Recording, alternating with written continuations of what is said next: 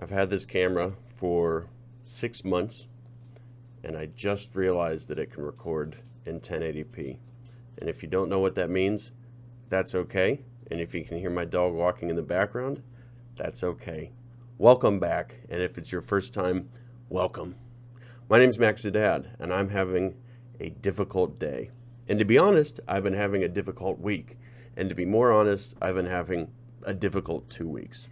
So I thought, what better topic today than how I handle stress.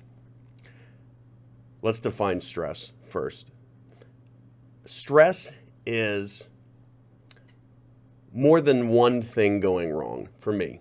Okay, now there could be something tragic happening, puts a lot of stress on you.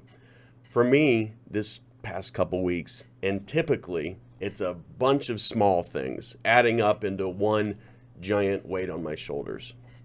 This is not a complain video, okay? So I'm not going to go into specifics about what's going on. Just know that it's a bunch of small stuff that I'm grateful is in my life, because when I was incarcerated, when I was in active use, I didn't have anything going on worthwhile that could cause me stress, okay? So I'm happy. I swear it. I'm happy. And I'm happy that I have problems of this caliber today, because my problems used to be much worse, and they definitely weren't because stuff was going good. Okay?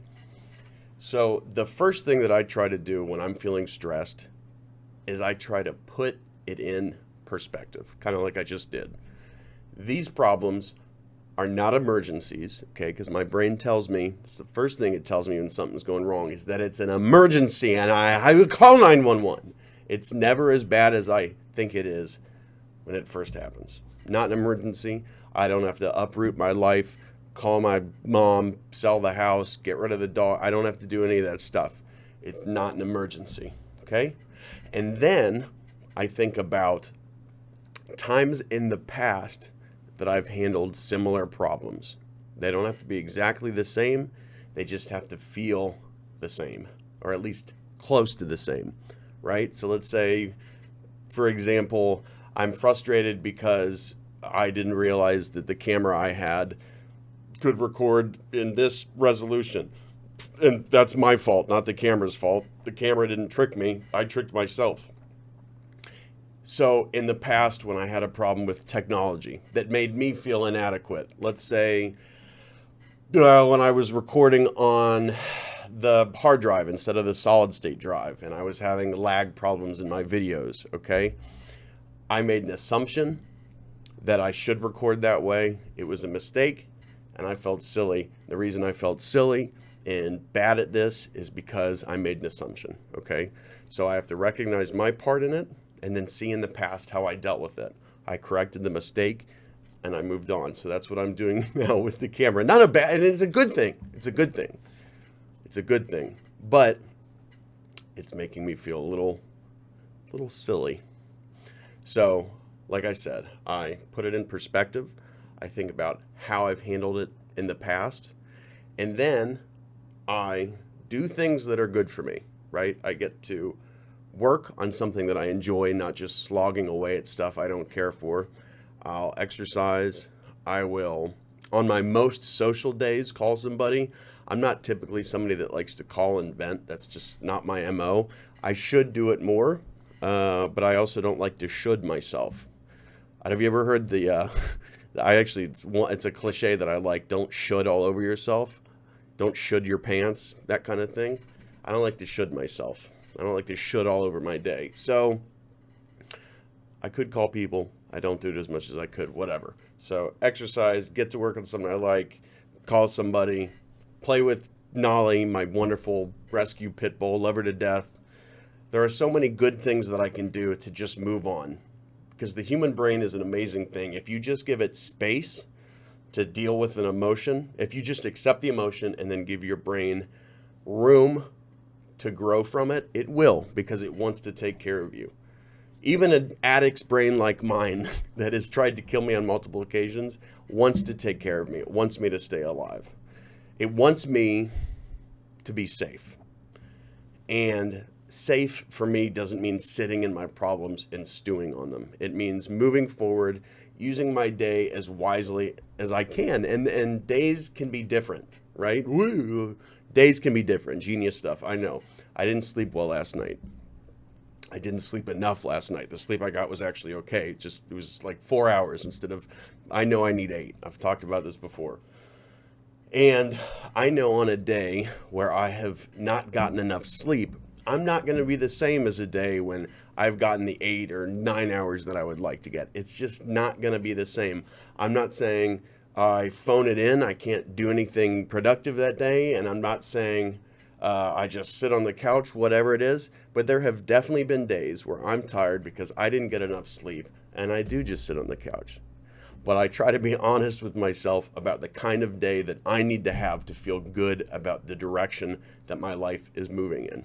And sometimes that is, Max, take it easy, take a deep breath, and sit on that couch. You hear me? Sometimes that's what it needs to be. Today, not the case, but I have to be realistic. It's not going to be the day that I get in the weight room and lift the heaviest I've ever lifted. I'm not going to set any personal records today, at least in that area. But I didn't need to slough the whole day off. I can be here talking to you guys. That's something I can do. I can stream a video game and hang out with people that like to watch me play video games, whatever. I can play a game with my brother later, try to be social. I can play guitar. There's all sorts of stuff that I can do today that makes me feel good about me, but still allows me to respect the fact that the human body needs 8 hours of sleep, and I didn't get that last night. Okay? I love napping, but it's too late in the day. It's not gonna. If I nap now, it's over with. The whole week's screwed. That's just. I know. I've learned that about myself. If I nap and then don't sleep at night, it's not good. It's not gonna be good. Let me stay focused here. It's too late for that, but let me try. When I'm feeling stressed, the first thing that I have to do, aside from putting it in perspective, all the things that I just talked about, I won't say the first thing. It's just important that I recognize it and be honest about it, because my default is to deny it, to say, you're too strong. You've been through work. You're fine. I'm fine. I can do it. It's fine. You're not stressed. It's fine. And that is when it starts to build up. When I suppress it, when I act like I'm not feeling something negative, that's when I feel worse, because I start to invalidate my own feelings. And I'm sure some of you guys have had that experience. Let me know if you do any of the crazy stuff that I do and you're feeling bad. It's so easy to try to be the tough guy when being the tough guy actually makes me weaker. So I'll just try to keep this video succinct, because that's, I think, for the best. I try to put what's going wrong in perspective. I try to think about times that I've dealt with similar stuff in the past. I try to use my time wisely with things that I care about, that make me feel good about the direction my life is heading, make me feel happy. And I let myself feel how I'm feeling. I don't invalidate my feelings, because what I'm feeling is important, and what I'm feeling can be productive if I choose to grow from it instead of run from it. Oh, I hope you all have a wonderful day. My day is going to be better after posting this. I know it is. Take care of yourselves. I'll talk to you soon. Thank you. Bye.